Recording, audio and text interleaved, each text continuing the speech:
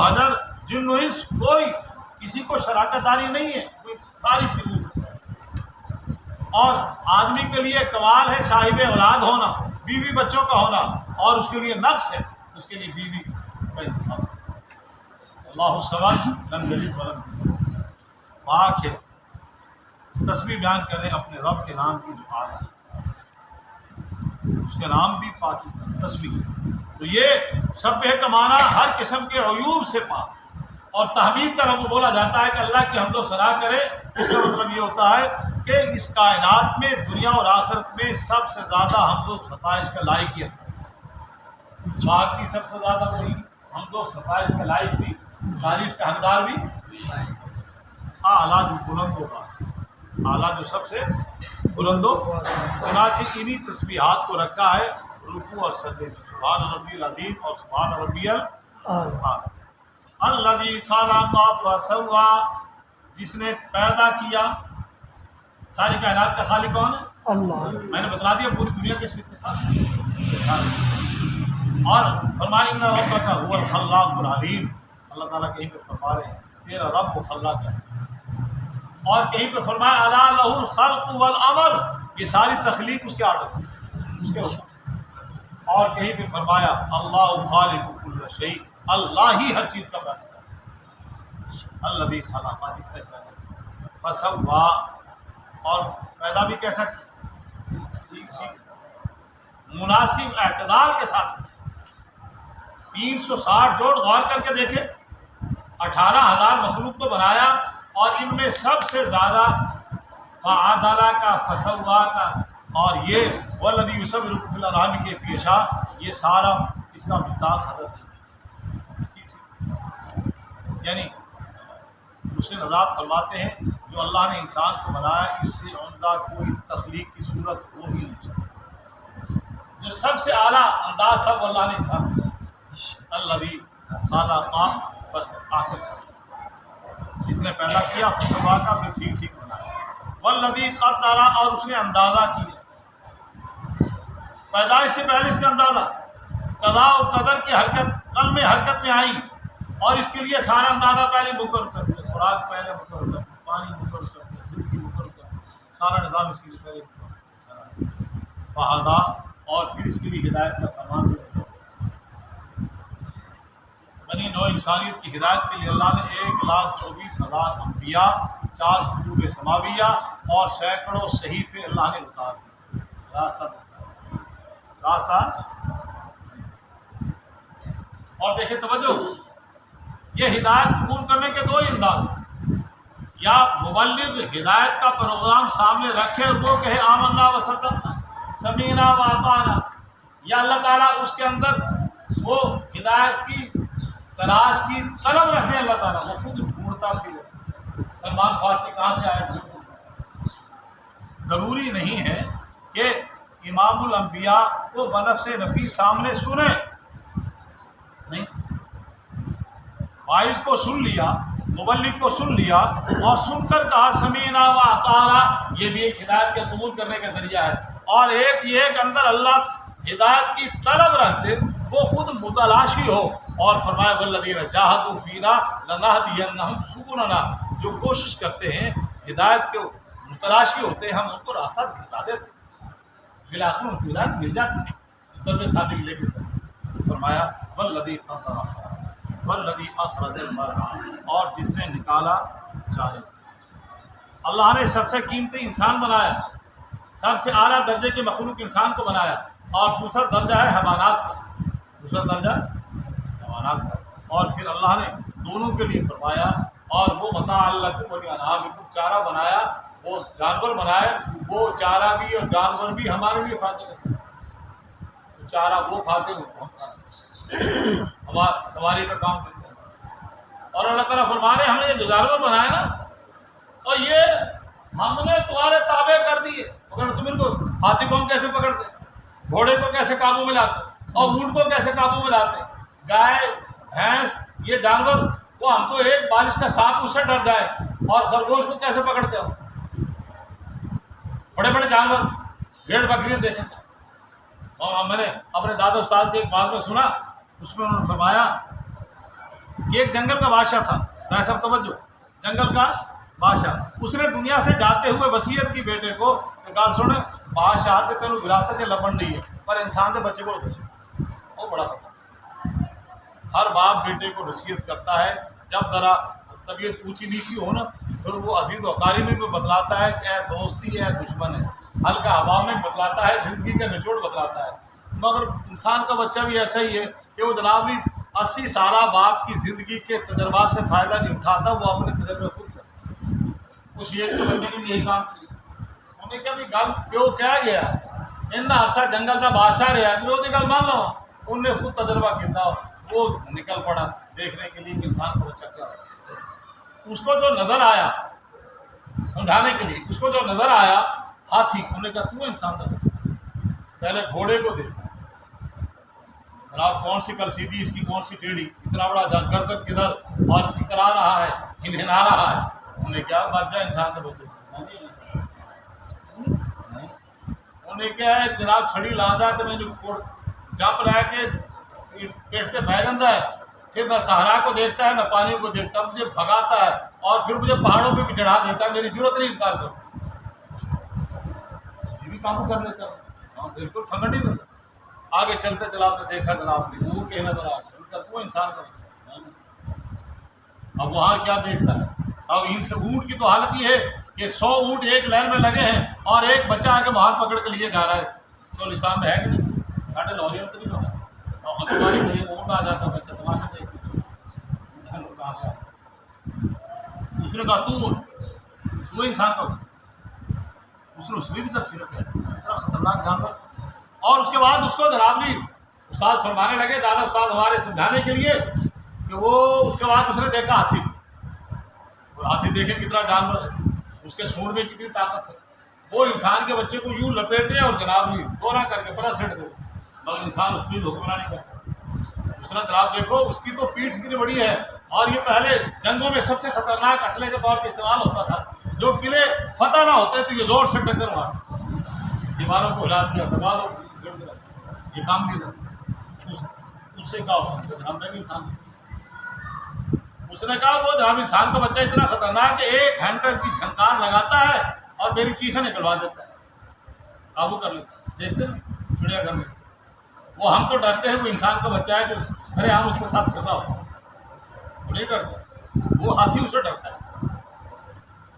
اس نے چلتے چلاتے دیکھا، سارے تجربے اپنے کر رہا ہے، اس نے جب دیکھا کہ ایک انسان کا بچہ ہے اور وہ ترکھان ایک پھٹے پہ آری لگا کے اس کو چلا رہا ہے، اس سے پوچھا جناب وہ بادشاہ، اندر سے تو وہ ڈر گیا بچہ، ان کے من پنجہ مار کے کمرہ کر دیا، میں نے کہا شیر بادشاہ سلام کہاں جا رہے ہو، انہوں نے کہا انسان کے بچے کو تلاشا، انسان کا بچہ دیکھنا چاہتے ہیں، انہوں نے کہا جناب بچہ دکھا دیتے آپ، انہوں نے کہا یار میں تو تھک گیا ہوں تلاش کرتے کرتے انسان کا بچہ، اس نے کہا جناب میں ہوں انسان، میں انسان، ان کا میں اپنا تعارف کراتا ہوں، پہلے تو ایک کام کر، وہ یہ ہے کہ یہ پھٹا جس پہ آری چلا رہا ہوں اس کو روکنے کا طریقہ ہوتا ہے، لکڑی لگا دیتے ہیں، جدید طریقے بھی ہیں پر پرانا دیسی طریقہ، اس نے کہا جناب کی پھٹوں کو پکڑ، دونوں ہاتھ دے، اب شیر نے کہا جناب ایک کو کام کر، اس نے جو دونوں پنجے اس میں داخل کیے اور اس نے آری کو بیچ میں سے نکالا اور دونوں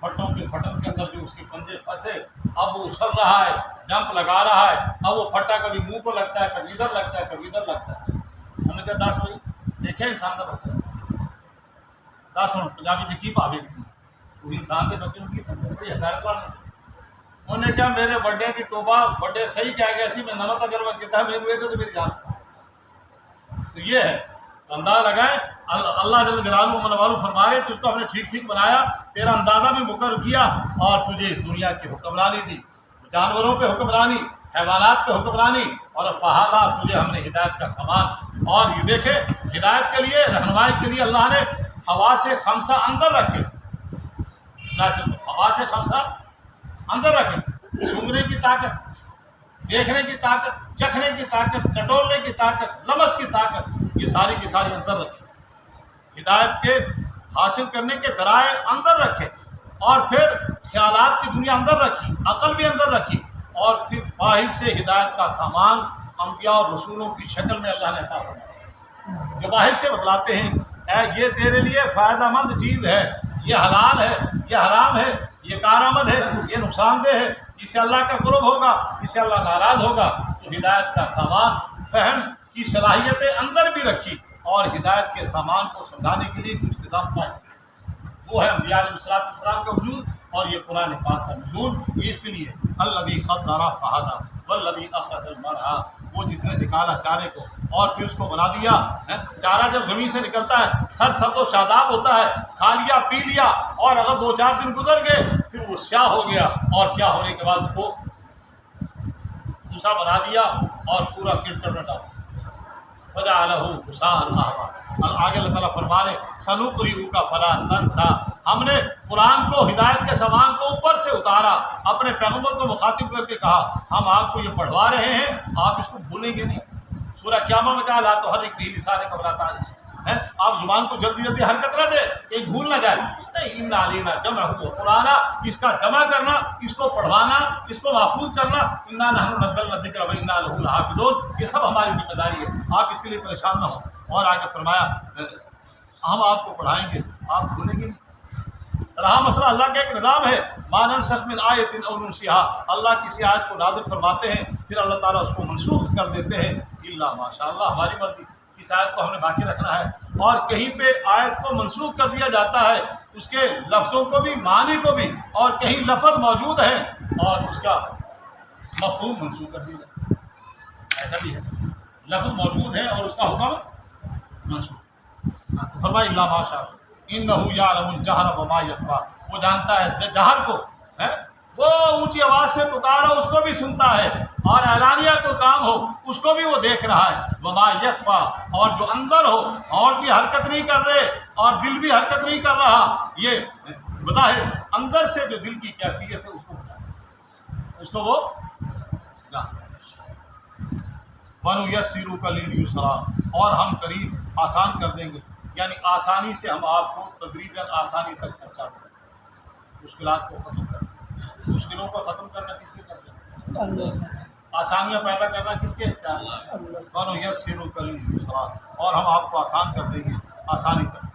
فَذَكِّرْ إِن نَفَعَتِ الذِّكْرَىٰ، آپ نصیحت کریں، یہ کہ نفع دے گی نصیحت، اگر نفع دے، پیغمبر کا کام ہے، مبلغ کا کام ہے نصیحت کرنا، آپ اس امید پر نصیحت کریں کہ مخاطب بات مانے گا، نہیں مانے نہ مانے، مبلغ نے اپنی ذمہ داری پوری کر دی۔ یا ایھا الرسول بلغ ما انزل الیک من ربک، قیامت کے دن کو یہ نہ کہے ما جاءنا من بشیر ولا نذیر، سب سمجھانے والا کوئی نہیں آیا، بشیر و نذیر کوئی نہیں آیا، آپ کا کام ہے پیغام پہنچانا۔ اگر نفع دے نصیحت یا نہ دے، آپ عہدہ برا ہو گئے، آپ نے ذمہ داری اپنی پوری کر دی، وہ نصیحت قبول کر لے اس کا فائدہ، نہ قبول کرے اس کا نقصان، آپ نے اپنی ذمہ داری پوری کی۔ سَيَذَّكَّرُ مَن يَخْشَىٰ، آگے اللہ تعالیٰ فرما رہے ہیں نصیحت کون قبول کرتا ہے؟ وہ کرتا ہے جو ڈرتا ہے، جو عاقبت اندیش ہو، اس بات کو نہ مانیں گے اللہ روٹ جائے گا، دنیا بھی برباد ہو جائے گی، قبر حشر سارا نظام گرم گرم ہو جائے گا، تو لہذا جس کے ہاں اللہ کا ڈر ہے وہ نصیحت کرتا ہے، اور جو اللہ سے نہیں ڈرتا، نہ عاقبت اندیش، وہ کان نہیں رکھتا اسی پرواہی کو، اسے پرواہی۔ سَيَذَّكَّرُ مَن يَخْشَىٰ، آج ہماری حالت یہ ہے کہ ہم سانپ بچھو سے ڈرتے ہیں، مودی جانوروں سے ڈرتے ہیں، کیمرے سے ڈرتے ہیں، اور یہ حساس اداروں سے ڈرتے ہیں، اور سرکاری اہلکار سے ڈرتے ہیں، نہیں ڈرتے تو اللہ سے۔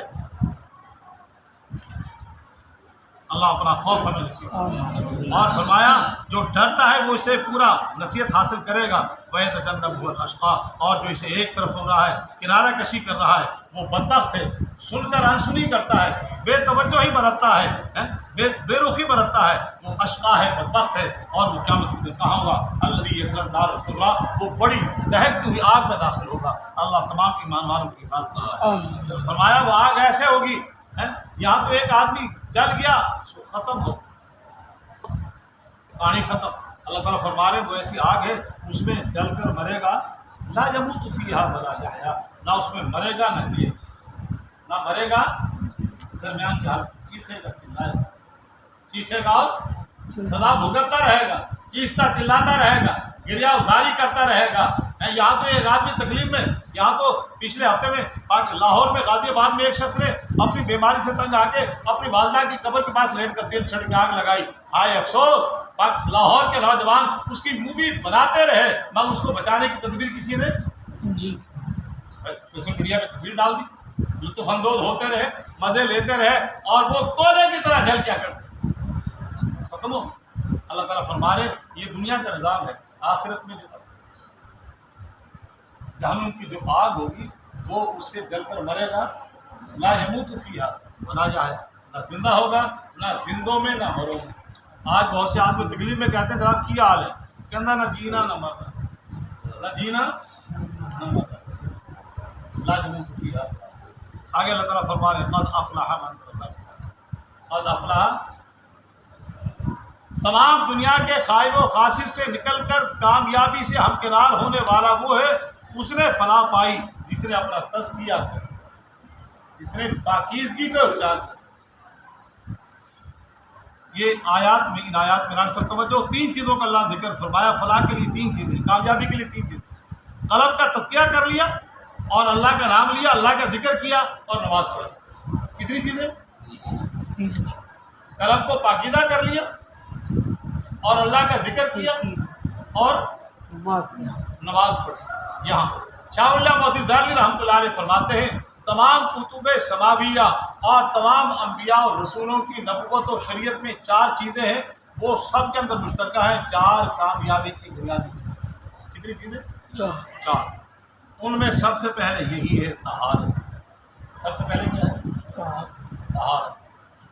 طہارت، اور اس میں طہارت میں بھی پہلے قد افلح من تزکا، جس نے قلب کو پاک، جس نے قلب کو پاک نفاق سے.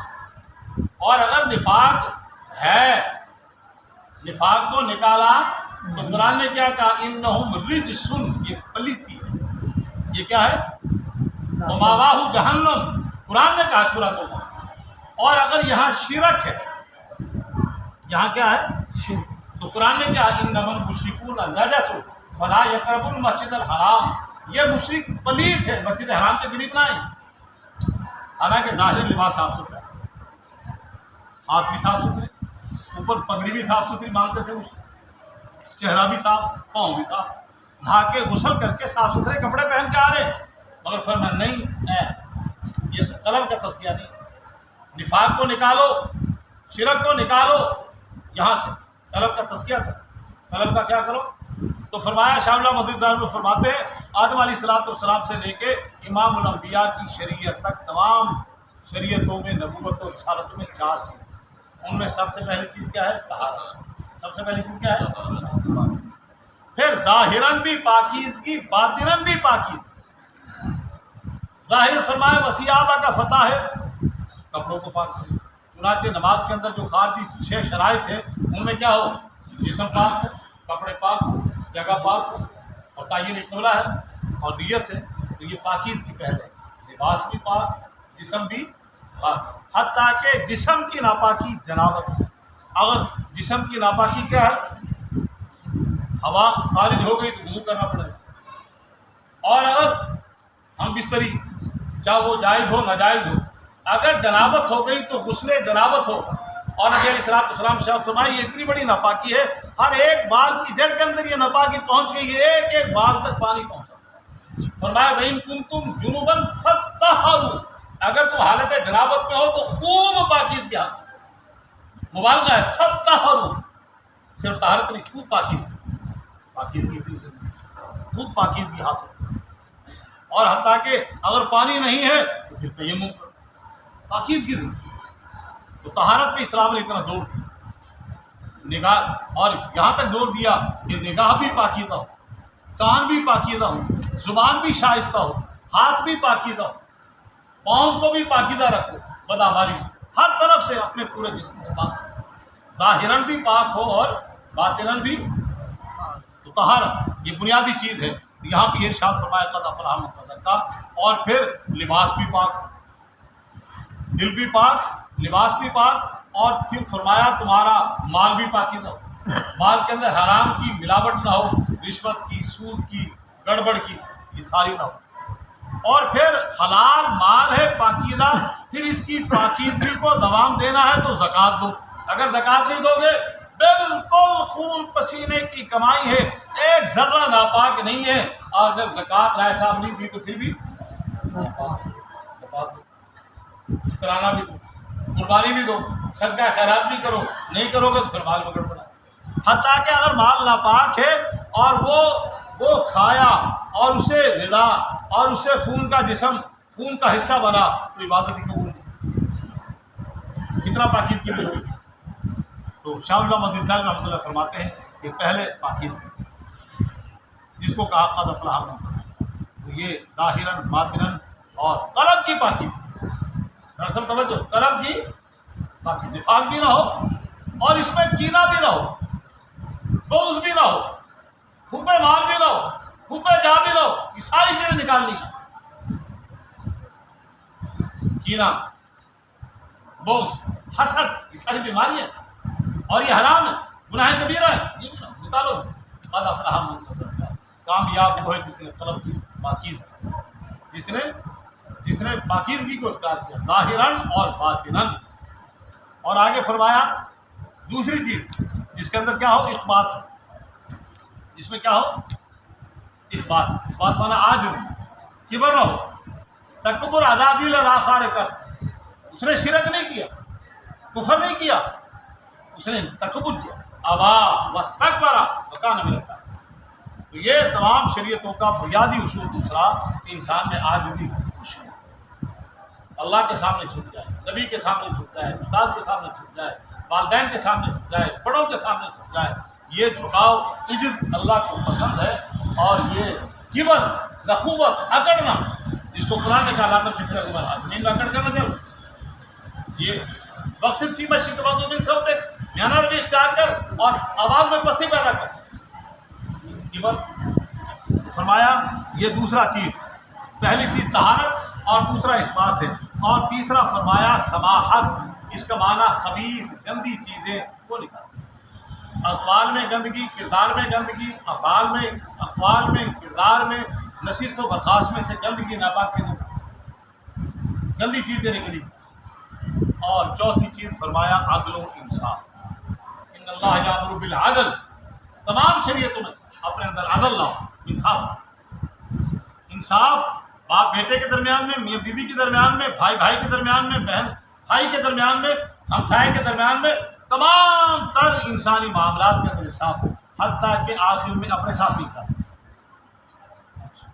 بھی اور ہم واجبی خوراک نہیں دے رہے، جاتی نہیں کر رہے. اور اگر امتحان آ گیا، جاگ رہے چائے پی کے جاگ رہے ہیں، تو اللہ کے نبی فرمایا بھی نہ نفس کا حق کا، تیرے نفس کا بھی تیرے ذمہ حق ہے. سنا اس کو غالباً ام سلمہ رضی اللہ تعالیٰ عنہ، وہ نبی علیہ السلام تشریف لائے تو ایک رسی لٹکی ہوئی تھی. فرمایا یہ کیا ہے؟ تو میں یا رسول اللہ ذکر و اذکار کرتی ہوں، نیند آتی ہے تو پکڑ لیتی ہوں. میں سو جا آرام سے. یہ کیا زبر کر رہی ہے اپنا؟ یہ کیا ہے؟ نہ سونا، نہ جاگنا، نہ اللہ کوئی بھی چیز نہیں. یہ تو دل کی توجہ کے ساتھ ہوتی ہے اللہ، وہ تو توجہ حاصل ہی نہیں. نیند آ رہی ہے، غلبہ ہے تو سو جا. 2 گھنٹے نیند پوری کر کے طبیعت حشاش تر و تازہ ہوگی، پھر اللہ کا ذکر کر. پتہ تو ہو نا میں سبحان اللہ کہہ رہا ہوں، الحمدللہ کہہ. نہیں تو سنتا بھی ہوں تسبیح کی تھے زبان، اس کا کیا فائدہ؟ نہیں. طبیعت حشاش مزے کے ساتھ پتہ ہو، اور زبان کے اندر بھی حلاوت آئے، دل میں بھی حلاوت آئے، اور رگ و ریشے میں حلاوت آ جائے اللہ کا ذکر. تو اپنے آپ کو بھی انصاف دے. آج ہم اپنے آپ کے ساتھ یہ جتنے نشائی ہیں رائے صاحب، میرا اور آپ کا کیا کرتا ہے؟ کیوں جرم ہے؟ وہ اپنے ساتھ جاتی کر. نشے میں انسان اپنے ساتھ، شراب پینے والا اپنے ساتھ جاتی کر رہا ہے. ایک تو اللہ کا حکم ادھوری ہے، اپنے ساتھ بھی نہ انصاف، اپنے آپ کو تباہ کر رہا ہے. کوئی انسان چاہتا ہے میں فٹ پاتھ پہ ایسے پڑا رہا. تو فرمایا پہلی چیز طہارت، اور دوسری چیز وہ ہے عزت و انکساری، اور تیسری چیز ہے خود غرضی نہ ہو، اور اس کے اندر خبیث گندی چیزیں نہ ہوں، اور ان سے پرہیز. چوتھا ہے عدل. تو یہ 4 چیزیں جب اختیار کرے گا تو فرمایا قد افلح من تزکیٰ، وذکر اسم ربہ، اور اپنے رب کا نام ہے صبح میں، شام میں، دن میں، رات میں، سفر میں، لمحہ بلمحہ، موقع بموقع. جتنی دعائیں ہیں مسنونہ وہ اللہ ہی کا ذکر ہے. تلاوت بھی اللہ کا ذکر ہے اور دروشی بھی اللہ کا ذکر ہے اور استغفار بھی اللہ کا ذکر ہے، تسبیحات ان کا اہتمام کیا جائے، اٹھتے بیٹھتے چلتے پھرتے کس کا ذکر ہو؟ کان رسول اللہ صلی اللہ علیہ وسلم یذکر اللہ کل احیان، اللہ کے نبی ہر وقت اللہ کا ذکر کرتے ہیں، اللہ کے نبی۔ اور بزرگان دین کیا فرماتے ہیں؟ جس دم غافل سو اس دم کافر، حقیقت تو کافر نہیں ہوا، کافروں جیسا ہو گیا، کافر اللہ سے بے توجہ ہوتا ہے نا، تو ہر وقت کس کو یاد کرے؟ اللہ کا ذکر۔ یہ تصوف کے اسباق ہیں، خانقاہوں میں یہ سبق سکھایا جاتا ہے۔ اور اس کے بعد فرمایا فصلا، یہاں 3 چیزوں کا ذکر ہے، قلب کی پاکیزگی، اللہ کا ذکر اور نماز پڑھے فصل۔ جب ہماری حالت یہ ہو 60 سال تک نماز ہی نظر نہ آئے تو ہمارا کیا بنے گا؟ کیسی کامیابی ہو؟ اور نبی علیہ السلام ارشاد فرمایا، قرآن کے اندر بھی موجود ہے کہ وہ منافق پر 2 نمازیں بھاری ہیں، عشاء اور فجر۔ وَإِنَّهَا لَكَبِيرَةٌ إِلَّا عَلَى الْخَاشِعِينَ، وَإِنَّهَا لَكَبِيرَةٌ إِلَّا عَلَى، فجر کی نماز بڑی بوجھل ہے، بڑی بوجھل، وہ دی آنکھیں نہیں کھلتی۔